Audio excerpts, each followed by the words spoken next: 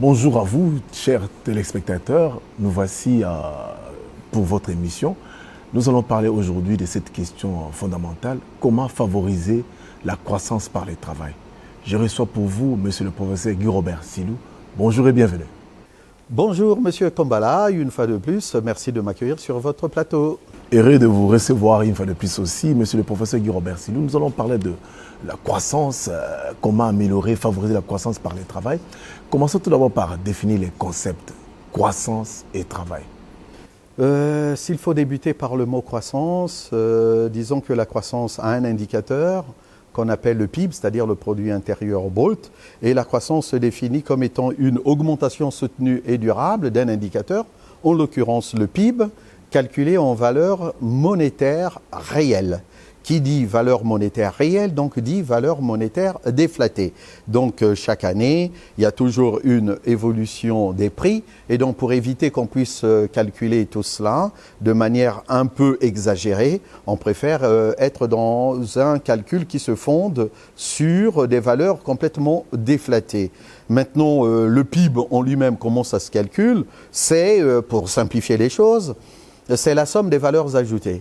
Valeurs ajoutées, c'est-à-dire la valeur ajoutée brute, qui est la véritable richesse créée par les entreprises. Donc, lorsqu'on veut calculer le PIB du Congo, on va partir du fait que toutes les entreprises qui sont basées ici, en République démocratique du Congo, quelle que soit la nationalité de ces différentes entreprises, puisque les entreprises ont des nationalités, et donc on va calculer leur VAB, et à partir de là, on a de manière simpliste un peu, on va calculer donc la croissance du pays. Maintenant, lorsqu'on parle du travail en lui-même, le travail c'est une activité, une action qui permet justement de modifier les choses. Et donc, la modification du travail va permettre d'améliorer l'état de nature pour passer à un état qui sera complètement différent. Maintenant, ce qu'il faudrait entendre dans notre réflexion, on ne sera pas que sur le travail au sens étymologique du terme, mais on va basculer beaucoup plus sur la notion de salariat, c'est-à-dire le travail au sens de l'emploi. Et lorsque on est sur le salariat, comme on pourrait l'aborder un peu plus tard, on va s'apercevoir qu'il s'agit, disons, d'une innovation qui découle directement des révolutions dites industrielles, c'est-à-dire à partir du XVIIIe siècle. Merci beaucoup pour l'éclairage. Mais pourquoi ce concept de travail au sens de salariat est-il si important dans un pays comme la RDC? Il faudrait entendre la chose suivante. Lorsqu'on est sur le salariat, on est sur des relations de subordination entre un employeur et un employé. Et en même temps, le salariat signifie qu'on va exercer une action de production dans une structure qui se veut formelle, c'est-à-dire reconnue par les pouvoirs publics. C'est ça qui va permettre d'ailleurs de calculer, comme je l'ai dit tout à l'heure, dans un premier temps, la valeur ajoutée brute, et dans un second temps, on va basculer sur le calcul du PIB.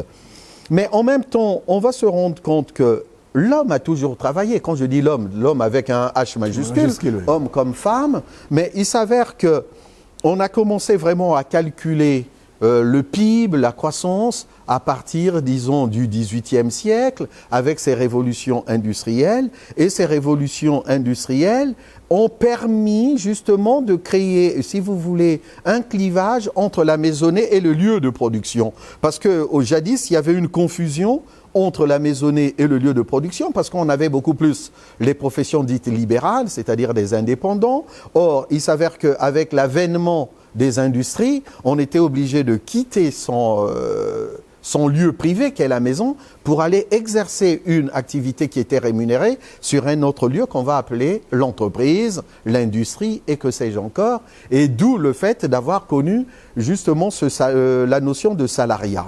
Et donc, derrière, il faudrait aussi comprendre que si on ne fait pas allusion au salariat, c'est-à-dire à l'emploi, on risque de se lancer dans des confusions. Parce que, comme je le disais, l'homme a toujours travaillé, mais sauf que dans le travail, on va connaître par exemple le travail domestique.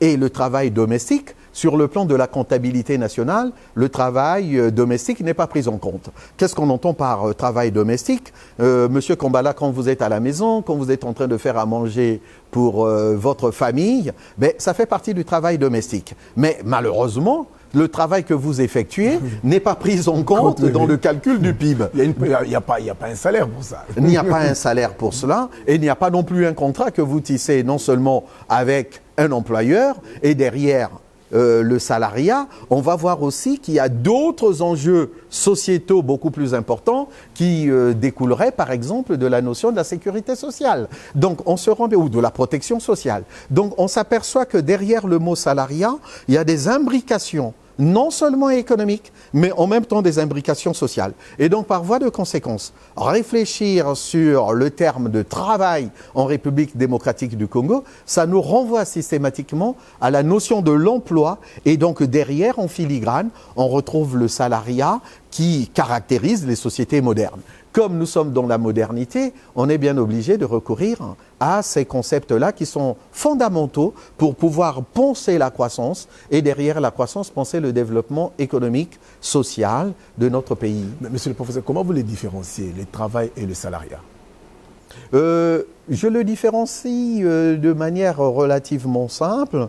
Lorsque on parle par exemple de l'économie formelle, dans l'économie formelle, on va rester dans le salariat. Monsieur Kombala travaille pour l'entreprise B1. Il est censé être déclaré comme étant un salarié de l'entreprise B1 et par voie de conséquence, il a des revenus et il a des droits sociaux qui découlent directement de ce salariat, de son travail.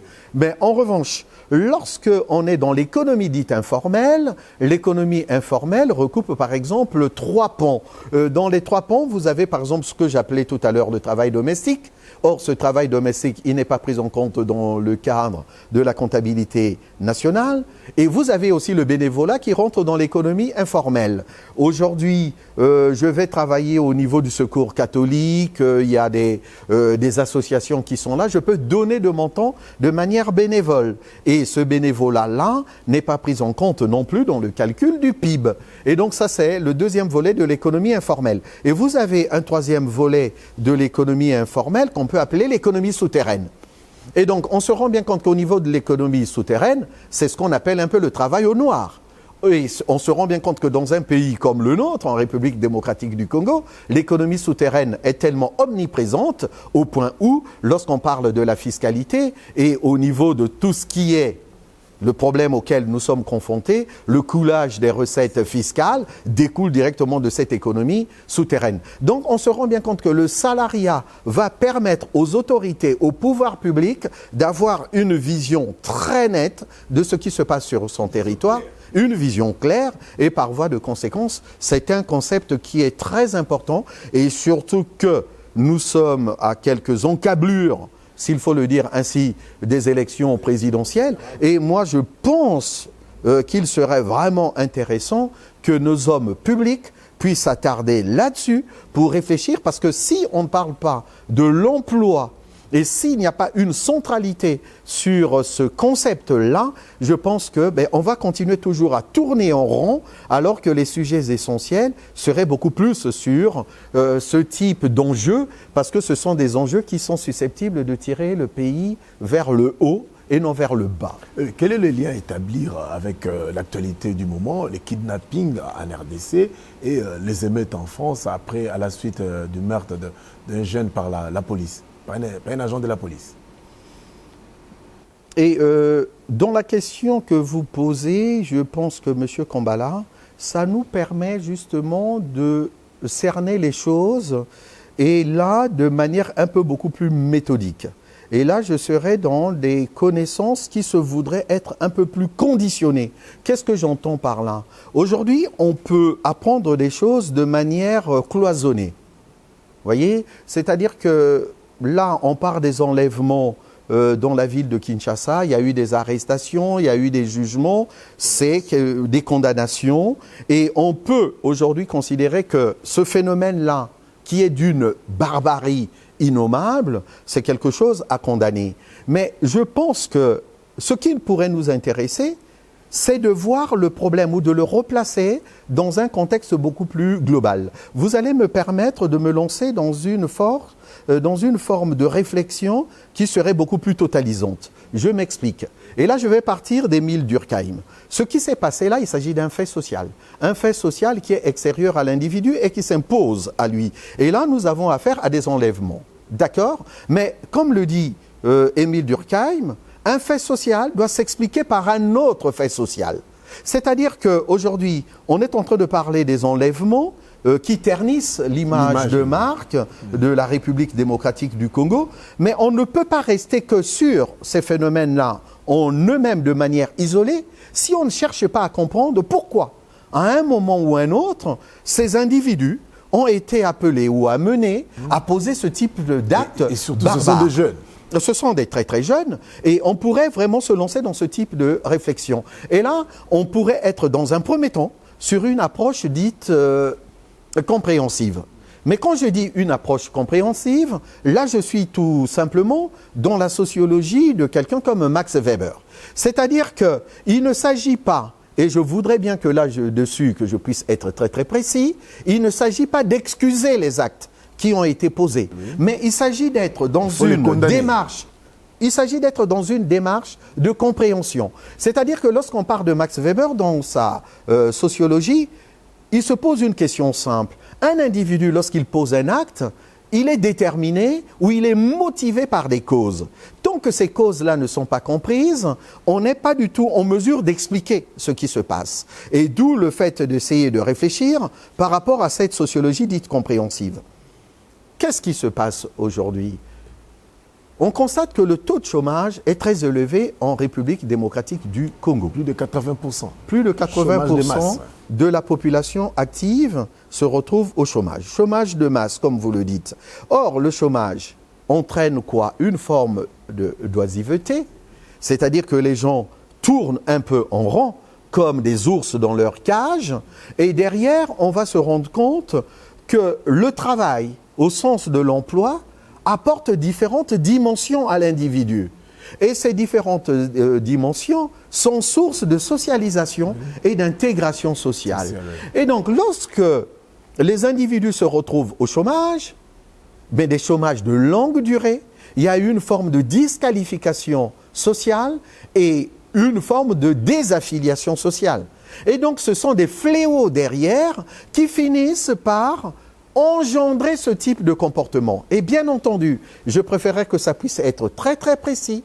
Il ne s'agit pas d'excuser cela, mais il s'agit d'être dans une démarche compréhensive et derrière apporter les explications qui s'imposent. Ces gens-là ont été condamnés, mais il faudrait vous souvenir, M. Kombala, lors d'une émission sur la pauvreté en RDC, on était en train d'établir des corrélations négatives entre le taux de chômage, la pauvreté et les déviances qui pouvaient découler justement de ce genre de choses. Ça pouvait générer ce type de comportement. Et donc aujourd'hui, lorsque nous sommes en train de réfléchir sur le concept de travail, ce n'est pas seulement des élucubrations d'ordre neuronal pour nous faire plaisir. C'est-à-dire que là, nous sommes sur des enjeux qui sont très très importants pour comprendre que si, seulement si, ces problèmes sociétaux ne sont pas pris en compte, on va se retrouver face à ce type de situation. Lorsque vous avez évoqué cette situation qui a engendré des émeutes dans plusieurs villes françaises, mais qu'est-ce qu'on a constaté? Ces jeunes-là des banlieues qui se sont livrés à des pillages et autres sont souvent issus des familles monoparentales gérées par les mères. Quand je dis mères, c'est-à-dire les femmes. Or, il s'avère que sur le marché du travail, les femmes sont souvent sujettes à ce qu'on pourrait appeler le phénomène de sous-emploi. Le phénomène de sous-emploi. Et par voie de conséquence, lorsque je dis sous-emploi, ça pourrait nous ramener à ce qu'on appelle la flexibilité du marché du travail. La flexibilité du marché du travail risque d'engendrer ce qu'on appelle la précarité des emplois. Et qui dit précarité des emplois, dit aussi des revenus faibles. Et donc derrière ces revenus faibles, on va se rendre compte que ces jeunes de 13 ans, 14 ans, qui traînent dans les rues à des heures pas possibles, cela nous renvoie à des notions qui sont beaucoup plus globales, qui sont beaucoup plus totalisantes, d'où le fait de se dire qu'aujourd'hui, il n'y a pas de hasard dans la vie, on est en train de réfléchir sur le travail. Comme je l'ai dit, c'est pas seulement pour être dans une mode de pensée intellectuelle, réflexive, mais il s'agit beaucoup plus de dire, voilà, la réflexion, elle est là. Après la réflexion, qu'est-ce qu'on fait pour que des actions puissent être conduites en vue d'essayer d'améliorer la situation? Et si on n'améliore pas la situation, les situations auxquelles le Congo est soumise aujourd'hui, la France également, pour ne pas parler de plusieurs capitales, on va au Brésil avec les favelas, c'est à peu près les mêmes situations. Et donc, il ne s'agit pas des phénomènes isolés, il s'agit beaucoup plus des phénomènes qui sont beaucoup plus globaux, et donc il faut aussi appréhender de manière globale. Donc, il faudra y apporter des solutions durables. Durables, tout à fait. Monsieur Robert, l'homme a-t-il toujours travaillé? L'homme a toujours travaillé. Et on se rend bien compte que les philosophes grecs ont commencé déjà à y réfléchir. Mais lorsqu'on parle des philosophes grecs, mais on va se rendre compte que les philosophes ne travaillaient pas comme tels. Les philosophes pensaient, eux. Ils étaient dans la réflexion. En revanche, ceux qui travaillaient étaient des esclaves. Ce sont des esclaves qui travaillaient jadis. Et on se rend bien compte que qui dit esclave dit un homme qui est complètement dépouillé de ses droits les plus fondamentaux, et en l'occurrence, la liberté. Il s'avère qu'avec la modernité, avec le passage de la société esclavagiste à la société féodale et après la société capitaliste, avec l'avènement de la modernité, donc avec l'avènement des républiques, on est rentré dans les démocratie. Et à partir de là, on se rend bien compte que le travail a pris une autre dimension. On parle de plus en plus en termes de travail prométhéen. Qu'est-ce qu'on entend par Prométhée? Prométhée, c'est celui-là qui avait volé le feu aux dieux. Et avec le feu, qu'est-ce qu'on en a fait? On a pu commencer à fabriquer des outils. Parce que l'outil, quand je dis l'outil, ça peut être une pioche, ça peut être une hache, c'est le prolongement de la main, c'est le prolongement du bras. Et on se rend bien compte que l'homme ne peut pas seulement travailler avec ses forces proprement naturelles, il faudrait bien qu'il y ait un prolongement. Et ce prolongement, aujourd'hui, il y a un terme qui permet de le déterminer, c'est le terme du progrès technique. C'est le progrès technique. Bien sûr, le progrès technique qui évolue selon le développement aussi de la société dans sa globalité. Donc, l'homme a toujours travaillé et vous le savez très bien qu'on avait fait aussi une émission sur l'économie dans la Bible. On s'apercevait déjà que dans le jardin d'Éden, Dieu avait demandé à Adam et Ève de transformer le monde. Et on s'aperçoit que l'homme a toujours travaillé. Mais le travail de l'homme, au prime abord, c'était ce travail domestique. Mais ce travail a connu des mutations, et ces mutations sont dues aux différentes révolutions industrielles successives qui vont faire qu'il puisse y avoir l'avènement du salariat. Et c'est là où ça pourrait aussi devenir intéressant, M. Kambala, puisque lorsqu'on parle du travail de l'homme, on va se rendre compte que quelqu'un comme Karl Marx va parler en termes de l'aliénation de travail. C'est-à-dire que le travail qui aliène. Pourquoi ce travail aliène-t-il? Vous voyez bien le terme alien, c'est quelque chose d'étranger, de surnaturel, pour ne pas dire qui vient d'une autre planète. Mais derrière le terme d'aliénation du travail, Karl Marx parlait en termes de relation de subordination, pour ne pas parler de l'exploitation de l'homme par l'homme. Oui. C'est-à-dire qu'entre l'employeur et l'employé, il y a un rapport qui est complètement asymétrique, et derrière cette asymétrie des rapports de production, comme il le dit lui-même, il va s'apercevoir que l'employeur arrive à exploiter l'ouvrier, comment? En extorquant ce qu'il va appeler la plus-value. Et donc là, le travail qui va aliéner. Mais en revanche, on se rend bien compte que tous les philosophes n'ont fait qu'interpréter le monde, mais ce qui importe, c'est de le transformer. On ne peut le transformer que par le travail. Et donc derrière, l'action de travail, elle est libératrice.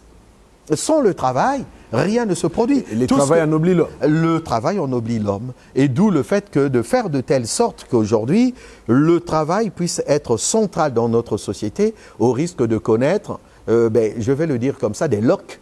C'est-à-dire que des gens qui deviennent des sous-hommes. Et là, ça risque d'être un peu plus complexe. Autrement dit, le travail doit être dans le programme de chaque candidat à l'élection présidentielle qui arrive. Monsieur Kambala, sincèrement, entre nous soit dit, je ne vois pas comment le Congo peut se développer si seulement si le travail n'est pas mis au centre des débats aujourd'hui. Je veux bien, et c'est tout à fait normal, que nous puissions parler aussi de la politique, parce que derrière, on aura deux types de cycles, s'il faut le dire ainsi. Il y a un cycle qui est politique et il y a un cycle qui est économique. Or, il s'avère que ces deux cycles peuvent rentrer en conflit. Et je souhaiterais que, pour des raisons, si vous voulez, de souveraineté, pas seulement politique, mais de souveraineté aussi économique, pour la libération des peuples, il faudrait bien que le travail puisse être au cœur de l'action de l'homme politique et rien d'autre. Monsieur le professeur Guy Robert Silou, vous parlez du travail, l'homme a toujours travaillé, il faut que le travail soit dans les programmes politiques, mais quel est le lien à établir entre le travail et la croissance en République démocratique du Congo ? Regardons un peu ce qui se passe partout dans le monde. Comme vous le savez, Monsieur Kambala, dans toutes les sociétés aujourd'hui, il faudrait qu'on puisse mettre l'accent sur ce qu'on appelle la production. Voilà. Déjà, comment est-ce qu'on définit la production? La production est une activité socialement organisée en vue de produire des biens et services qui sont destinés à satisfaire les besoins des individus. Or, aujourd'hui, vous le savez aussi bien que moi, nous avons tant des besoins primaires que des besoins secondaires. Les besoins primaires, c'est se nourrir, se loger, se vêtir. Et donc, si on ne produit pas, on ne peut pas répondre à ces besoins primaires. En dehors de ces besoins primaires, nous avons des besoins secondaires. Et des besoins secondaires aujourd'hui, et d'ailleurs, pour ne pas être tautologique ou pour ne pas revenir à ce que nous avons déjà évoqué entre-temps, on se rend bien compte qu'un besoin secondaire, c'est par exemple la sécurité, le besoin de sécurité. Mais cette sécurité n'est pas une manne qui va tomber du ciel. Il faudrait bien qu'on puisse la garantir, cette sécurité, rien que par la croissance. Mais comment établir un lien entre production et croissance? Pour produire, il faut combiner ce qu'on appelle les facteurs de production. Et on va rester d'abord sur un des facteurs qui nous intéresse dans notre sujet, c'est le facteur travail. Voilà pourquoi vous avez la citation de Jean Bodin qui dit que il n'y a de richesse que d'hommes. Et donc, étant des êtres humains avec une démographie qui est relativement importante, une démographie qui est dynamique, avec une démographie qui est en même temps jeune, c'est un facteur de travail qui est très important. Mais ce facteur de travail ne peut pas s'exercer tout seul. Il faudrait bien qu'on puisse le combiner avec un autre facteur qu'on va appeler le capital technique. Et dans le capital technique, vous avez d'une part le capital fixe, c'est-à-dire les machines qui vont découler directement du progrès technique, et d'autre part, vous avez ce qu'on appelle le facteur circulant, ou les consommations intermédiaires. Et dans les consommations intermédiaires, ce sont les matières premières, s'il faut le dire ainsi. Et donc, pour qu'il y ait croissance en République démocratique du Congo, il faudrait qu'il y ait la combinaison de ces différents facteurs, le travail et le capital technique. Une fois utilisés de manière optimale ces ressources, on peut escompter avoir de la richesse, et cette richesse est source de croissance. Donc, sans travail, pas de croissance. À moins d'être Dieu, il n'y a que Dieu qui a réussi à créer le monde par le verbe. Mais quand on parle de croissance à 2 chiffres, c'est qu'il y a un travail quand même. La croissance à 2 chiffres. Mais vous savez, Monsieur Kambala, la croissance à 2 chiffres, c'est vraiment l'absolu, c'est l'idéal. On se rend bien compte qu'un pays comme la Chine, pendant longtemps, avait une croissance à 2 chiffres, mais depuis belle lurette, cette croissance à 2 chiffres est devenue une sorte d'arlésienne. C'est-à-dire qu'on en parle aujourd'hui, mais on a du mal à réaliser cela. Mais sans pour autant d'être sur une croissance à 2 chiffres, on pourrait ne serait-ce que escompter sur une croissance avec un seul chiffre. C'est-à-dire si on peut partir déjà de 1 jusqu'à 9, ce serait déjà formidable. Mais derrière, ne l'oublions pas, pour qu'il y ait croissance, il faudrait qu'il y ait production, c'est ce que nous avons dit. Pour qu'il y ait production, il faudrait qu'il y ait la combinaison des différents facteurs de production. Et donc derrière, j'ai parlé du progrès technique, mais le progrès technique n'est pas non plus une manne qui tombe du ciel. Le progrès technique, c'est ce que Karl Marx appelle le travail cristallisé, autrement dit le travail mort. Le progrès technique n'est qu'une invention, une création de l'homme. C'est-à-dire qu'on est obligé de travailler pour avoir tout ce qui nous environne. C'est-à-dire qu'on ne peut pas attendre aujourd'hui, vous imaginez quand même, moi je suis tout le temps sidéré de constater que les hommes politiques ou les hommes économiques, les agents économiques, ne tardent de dire qu'aujourd'hui nous avons une inflation en République démocratique du Congo. Oui, c'est la même chose partout dans le monde. Oui, certes, c'est la même chose partout dans le monde, mais nous avons une inflation structurelle. C'est-à-dire parce que tout simplement, le Congolais a du mal à se mettre réellement au travail. Et je pense qu'on va en parler. Et donc voilà, ces liens-là sont très importants. Pourquoi une personne doit-elle travailler? Qu'est-ce que le travail apporte à un individu? Là, c'est une question qui est très importante. Je vais essayer de les énumérer comme cela. Je vais partir d'abord sur ce qu'on appelle l'homo faber. C'est-à-dire que l'homme se réalise dans et par le travail. Ce n'est que par le travail qu'on va se réaliser et ce n'est que dans le travail que l'homme devient homme. C'est-à-dire qu'il n'y a que l'animal qui fonctionne par rapport à son instinct. Regardez le nid d'un oiseau. Il n'a pas changé. Un nid, ça reste un nid. On voit bien le petit oiseau qui va chercher des brindilles à gauche et à droite pour façonner son nid, c'est-à-dire son habitat. Or, il s'avère que l'homme se différencie de l'animalité par le travail. Et c'est ça qui va permettre à l'homme de s'épanouir. Voilà pourquoi on est en train de dire que l'homme se réalise dans et par le travail. Et ça, c'est une première dimension qui est très très forte, qui est très importante. L'homme sort de l'animalité, se différencie de l'animal ou de l'état animal par le travail. Et donc là, on est sur l'homo faber. Deuxième dimension, s'il faudrait l'appeler ainsi, c'est ce qu'on pourrait appeler l'homo economicus. C'est-à-dire que vous et moi, aujourd'hui, Monsieur Kambala, nous sommes censés tisser des liens. Pourquoi? Par le travail. Et ce travail-là, qu'est-ce qu'il nous apporte? Il nous apporte un revenu. Et avec ce revenu, vous allez tisser dans la société ce qu'on appelle des liens marchands. Sans revenu, je ne vois pas comment ce que vous pouvez faire, Monsieur Kambala, pour essayer de rentrer en contact avec les marchands qui sont autour de vous. Ce n'est que par le travail. Quand je dis par le travail, par l'emploi, qui va vous apporter un revenu.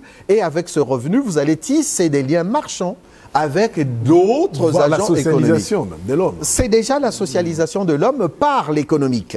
Voilà pourquoi là on parle en termes le travail qui engendre cette dimension qu'on appelle l'homo economicus. En dehors de l'homo economicus, on pourrait être sur une autre dimension qu'on appelle l'homo sociologicus. C'est-à-dire, qu'est-ce qu'on peut entendre par là? Aujourd'hui, notre réalisateur préféré, M. Sivi, si j'ai pu rentrer, si nous, vous et moi, sommes aujourd'hui en contact avec lui, c'est par le travail. C'est ce travail-là qui va nous permettre de tisser des liens les uns avec les autres. N'eût été le travail dans le sens de l'emploi, ça m'étonnerait, Monsieur Kambala, que nous puissions tisser des liens sociaux qui sont nôtres aujourd'hui. Et au même titre avec Monsieur Sivi, avec les autres agents de B1, nous formons, si vous voulez, une petite communauté B1 via le travail. Et donc ça, vous retrouvez cette dimension qu'est l'homo sociologicus. En dehors de ça, mais je vais encore donner une autre dimension qui serait par exemple l'homo politicus. Qu'est-ce qu'on entend par l'homo politicus? Par le travail, Monsieur Kambala, je suis obligé de procéder par les cotisations sociales. Et comment est-ce que j'établis ce lien de l'homo politicus? Vous allez le comprendre rapidement. Lorsque je travaille, j'ai un revenu brut. Mais sauf que sur mon compte, je n'ai pas un revenu brut. Je vais me retrouver avec ce qu'on va appeler un revenu net. Pourquoi le revenu net? Revenu net est égal revenu brut moins les cotisations sociales, moins les prélèvements obligatoires.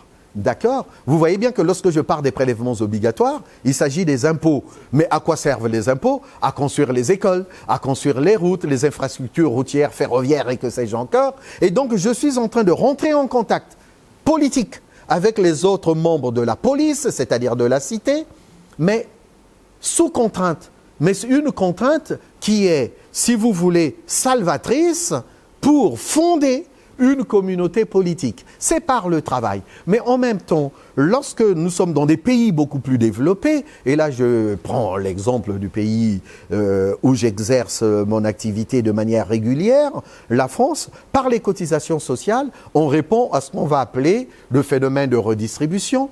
On va chercher à résoudre les problèmes du chômage, de la santé, de la retraite et ainsi de suite. Et là, on est par exemple au niveau de la retraite, on est dans un système de retraite par répartition. On est dans un système qui se veut solidaire ou intergénérationnel. Solidarité intergénérationnelle. C'est-à-dire qu'aujourd'hui, moi je travaille, je paye la retraite, les pensions des retraités d'aujourd'hui. Moi, quand je serai retraité, ceux qui vont travailler vont payer pour moi. Vous voyez bien que par le travail, on est en train de créer des liens politiques de manière indirecte, de manière involontaire avec les autres membres de la communauté, c'est-à-dire de la nation. Et là, on se rend bien compte que le travail, vous voyez bien, et je me suis même pas tardé de vous parler de l'homo equalis et ainsi de suite, pour dire que sans le travail, l'homme ne peut pas exister en tant que tel. Tu vivras par le travail, dit la Bible. Monsieur le professeur Guy Robert Silou, il nous faut une productivité en RDC, mais pourquoi notre production est-elle faible? Là, vous voulez parler de productivité. Pourquoi la productivité est-elle faible? Et pour essayer d'apporter une explication qui se vaudrait peut-être un peu plus percutante, je vais revenir sur des choses assez basiques. La durée légale de travail en RDC, si je ne me trompe, est de 48 heures hebdomadaires. Hebdomadaires, hein? 48 heures maximum. Donc, on ne peut pas aller au-delà. Donc, 8 heures par jour. 8 heures par Sauf jour. Le samedi, voilà, dimanche. Exactement. Donc, hebdomadairement, c'est 48 heures. Et en France, par exemple, la durée légale de travail hebdomadaire est de 35 heures. On se rend bien compte qu'en RDC, la durée légale est de 48 heures. En France, la durée légale est de 35 heures. Regardez le niveau de la productivité du salarié congolais. C'est une productivité qui est très faible. Et en même temps, lorsqu'on compare par exemple la productivité d'un Français à celle d'un États-Unien, on se rend bien compte que la productivité du Français dans certaines branches d'activité est aussi faible. On se rend bien compte qu'il faudrait qu'on puisse réfléchir sur pourquoi en RDC, alors que, en théorie, sur le plan légal, les gens sont supposés travailler plus, mais leur productivité est très faible. Et pour être encore beaucoup plus percutant dans le raisonnement, il faudrait peut-être qu'on arrive à définir ce que c'est que la productivité. La productivité, c'est un ratio. Et là, lorsque vous parlez de la productivité, je pourrais décliner cela en plusieurs points. La productivité, c'est un ratio qui permet de déterminer, si vous voulez, le rendement. On peut parler en termes de productivité du travail. C'est quoi la productivité du travail? Je vais prendre un exemple. Comment ça se calcule? C'est la production réalisée divisée par le nombre d'heures réalisées ou produites. Ou en même temps, on peut mettre aussi, c'est la production divisée par le nombre de salariés. Comment peut-on calculer la productivité de... Je vais prendre un exemple pour illustrer cela, pour que ça aille vite, et je vais revenir sur le cas congolais. Comment peut-on calculer la productivité de Mbappé? C'est très simple. Vous prenez le championnat, vous qui vous intéressez au football, vous prenez le championnat français, je ne sais pas en combien de journées c'est. Par exemple, je dis tout et n'importe quoi, 35 journées, hein, c'est pas sûr. Hein, je risque de raconter vraiment des salamalecs, mais vous m'en excuserez, je ne suis pas un fan de football, donc je ne maîtrise pas vraiment cela. En 35 journées, combien de buts Mbappé a par exemple marqué? Je dis aussi tout et n'importe quoi. Sur tout le championnat, il en a marqué 35 par exemple. Comment calculer la productivité de Mbappé? 35 buts divisé par 35 matchs, est égal à 1. Donc, on peut considérer que chaque fois qu'il a joué un match, Mbappé a marqué un but. Donc, ça, c'est sa productivité. Et donc, lorsqu'on va parler de la productivité du travail, du Congolais, il faudrait qu'on fasse aussi ce type de calcul. Donc, une division. Quand j'ai dit un ratio, c'est une division. Production réalisée par rapport au nombre d'heures travaillées. D'où cette durée légale de travail qui est très importante. Mais il s'avère qu'on ne peut pas parler seulement de la productivité du travail. Il faut parler aussi, puisque je vous ai dit que l'homme ne travaille pas avec que ses mains. Oui, oui. Il travaille aussi avec des machines. Oui, donc on peut calculer, voilà, il utilise le progrès technique et ainsi de suite. Donc il faudrait aussi calculer ce qu'on appelle la PGF, c'est-à-dire la productivité globale des facteurs. Et là, au numérateur, on va mettre toujours la production et au dénominateur, il faudrait mettre le travail ainsi que le capital technique utilisé. Mais pourquoi la productivité du travailleur congolais est très très faible? On pourrait réfléchir déjà sur la durée effective de travail en RDC. Je dis bien maintenant la durée effective, pour ne pas dire la durée réelle de travail. Vous savez très bien, Monsieur Kambala, je ne vous apprends rien. Vous pouvez être sur votre lieu de travail. Admettons que vous débutez votre travail à 8 heures du matin jusqu'à X heures. Mais pendant les 8 heures journalières, les 8 heures journalières, vous n'avez travaillé peut-être que pendant 4 heures. Le reste du temps, qu'est-ce que vous avez fait, Monsieur Kambala? Vous êtes passé d'un bureau à un autre pour discutailler, pour aller prendre son café, pour rester au téléphone et ainsi de suite. Et quand je dis téléphone, pas pour parler entreprise, pour parler avec son épouse, pour prendre des nouvelles de ses enfants et ainsi de suite. Donc on se rend bien compte que derrière, la productivité ne peut être que faible. Et ça, c'est une expérience aussi que j'ai faite moi-même, et ça, c'est de manière empirique. J'ai pu constater que lorsque vous avez rendez-vous avec des gens, on vous dit, écoutez, venez à mon bureau à 8 heures, vous arrivez à 8 heures, on va vous dire, je suis dans les caricatures, hein, bien entendu, qui dit caricature dit un peu exagération. Et on va vous dire, non, mais le patron n'est pas encore là, et vous pouvez paroter pendant 2 heures, 3 heures. Au lieu d'être là à 8 heures, alors que le rendez-vous a été pris pour 8 heures, il va arriver vers 11 heures. Et les 3 heures là, le patron ou le responsable est dans la nature. Et donc, il a théoriquement travaillé 8 heures. En réalité, il n'a pas travaillé sur les 8 heures. Et donc, ça, c'est un problème. Donc, ce qui veut dire, il faudrait bien qu'au niveau du management, qu'il y ait un réel suivi pour que cette productivité puisse s'améliorer. Et en même temps, Monsieur Kambala, c'est trop facile de ma part de vouloir accuser les uns et les autres. Vous savez très bien qu'aujourd'hui, d'ailleurs, on en rigolait, vous et moi, pour parcourir à peine 15 km, j'ai mis 2 heures et demie. Bon, heureusement que... À cause des embouteillages. À cause des embouteillages. Vous vous rendez bien compte qu'il y a des gens qui se réveillent très tôt le matin. Encore moi, j'ai un peu ce privilège d'être dans une voiture climatisée et donc je me laisse conduire. Donc c'est relativement beaucoup plus aisé pour moi. Et donc je suppose que pendant cette émission, ma productivité va être relativement bonne. Parce que le fait d'avoir passé presque 2 heures et demie pour faire 20 km, je pense que ce n'est pas l'idéal. Or, il s'avère qu'en République démocratique du Congo, il y a des gens qui se réveillent à 4 heures du matin pour passer d'un point A à un point B.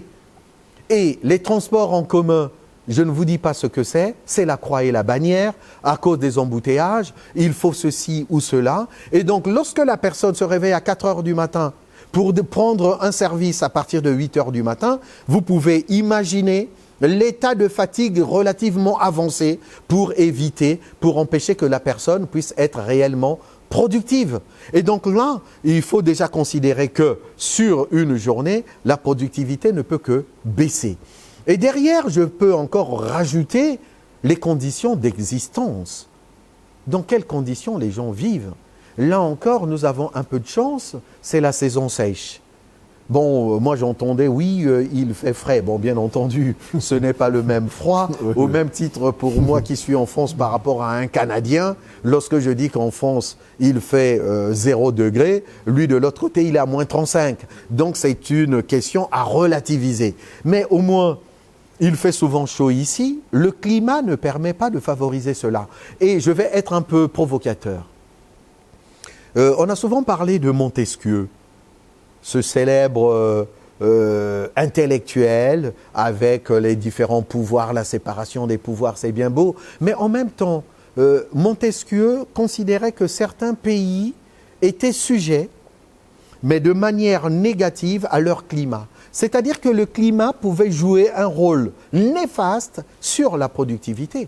Vous savez très bien, bien sûr, on avait taxé de théories xénophobes, de théories racistes et ainsi de suite. Mais je vais vous faire aussi quand même, enfin c'est même pas une révélation, les gens qui se sont souvent déplacés s'en sont rendus compte.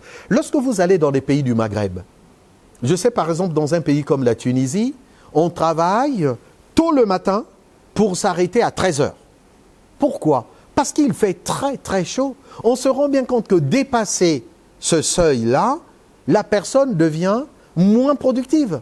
Et là, de manière intelligente, ils ont réfléchi sur comment rendre performants les ressources. Et les ressources, c'est-à-dire optimiser les ressources humaines. Oui. C'est-à-dire la capacité des individus à pouvoir agir à bon escient sur leur lieu de travail.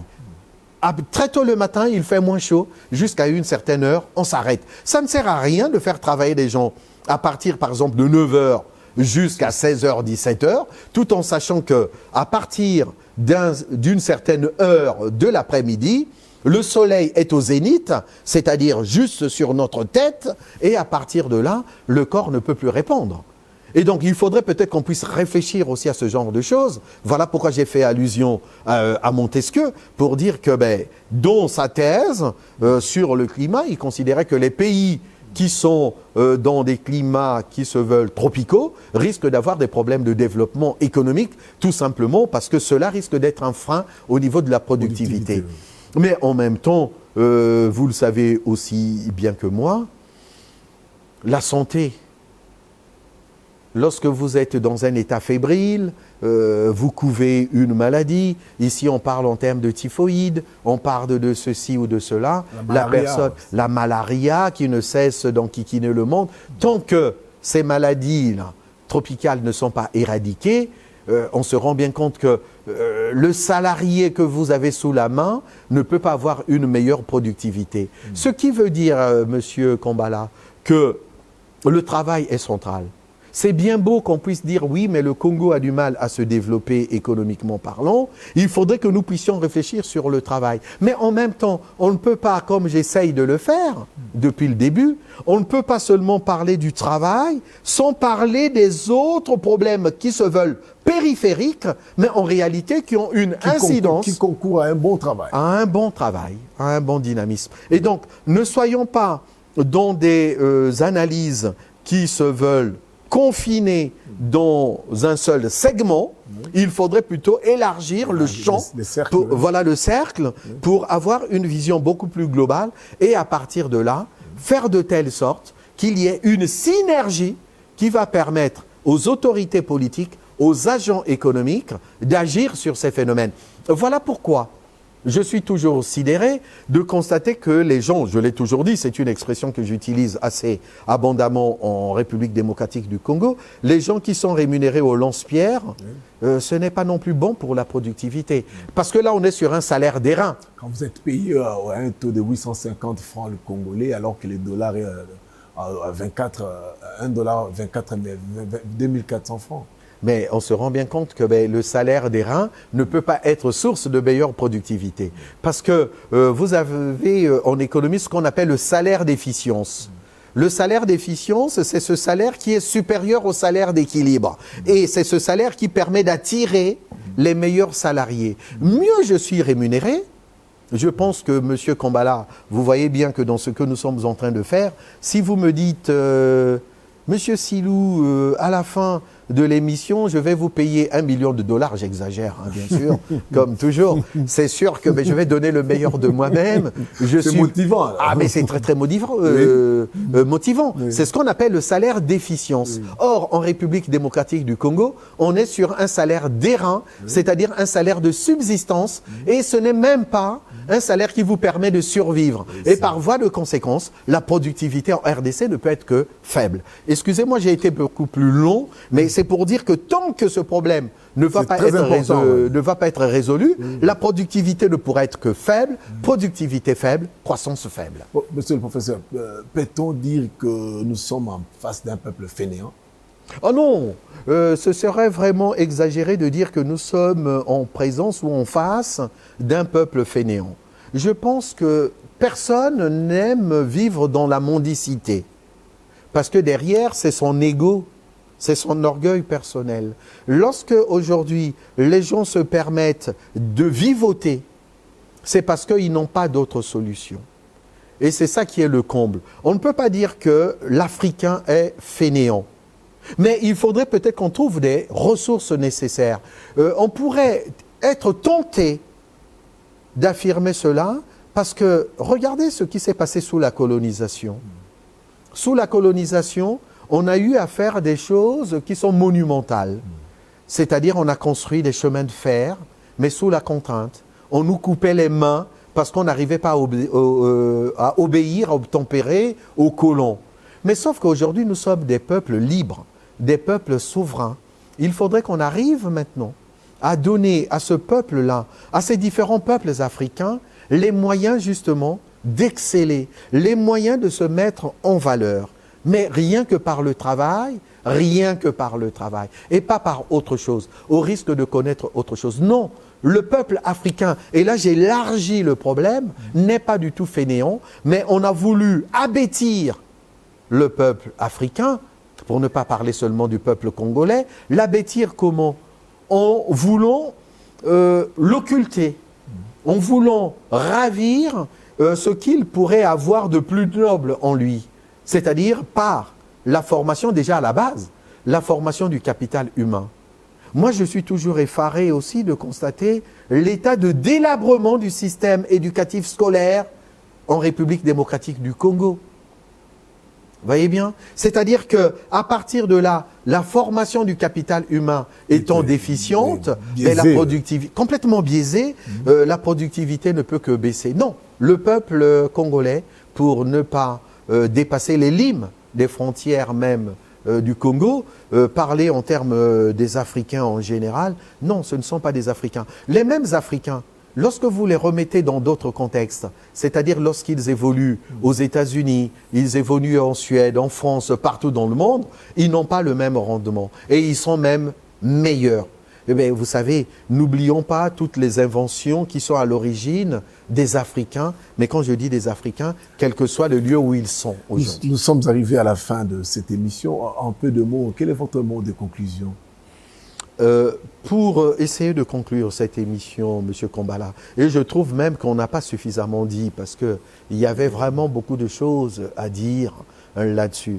Mais le temps, c'est de l'argent, et je l'ai souvent répété aussi, il faudrait bien, pendant cette campagne, ou ces différentes campagnes qui vont se mettre en branle, il faudrait bien que les futurs députés, les futurs sénateurs et que sais-je encore, le futur président, tous ces mandataires devraient se retrouver sur les plateaux de télévision, dans des studios de radio, pour parler du travail au sens de l'emploi. Un taux de chômage à plus de 80%, c'est inacceptable.